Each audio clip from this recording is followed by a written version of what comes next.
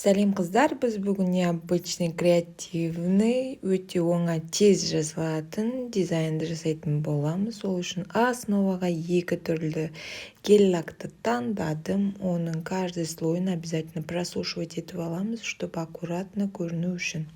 Так, кеттік. Бізге яркий розовый мен светло-розовый алып, оны каждый жағынан сушить етіп, сосын кейін темный жағына яркий цветпен жүрек салдым, ал светлый жағына темный цветпен жүрекше салып, оны матовый топпен покрывать еттім.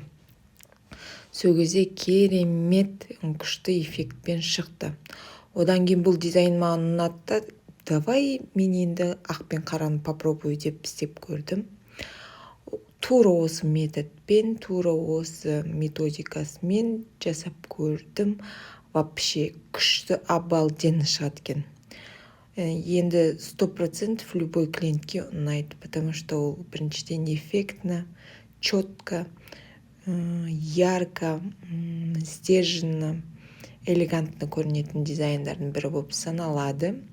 Сол себептен надо импровизировать, өздеріңізге ұнайтын дизайндар болса, маған жазып кетіңіздер. Комментарияға сол кезде бірге жасап көрейік. Негізі осындай дизайн жасап отырған кезде бір идеялар өзімен өзі келіп кетеді. Сіздерде сондай бола ма? Сол, в общем, тура осындай методпен жасалады.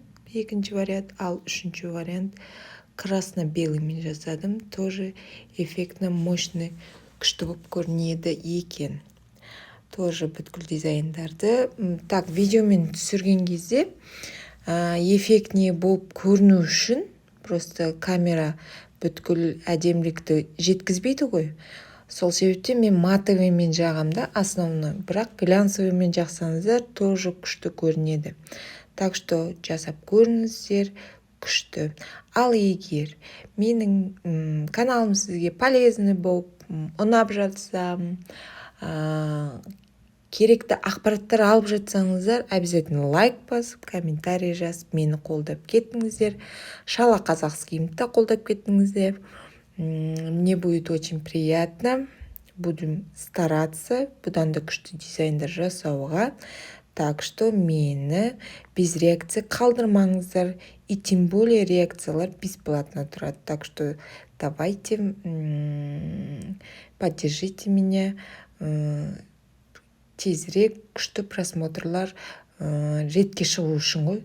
В общем, поддержите меня. Все, давайте пока, қыздар. Бұнымен біз әлі тоқтамаймыз.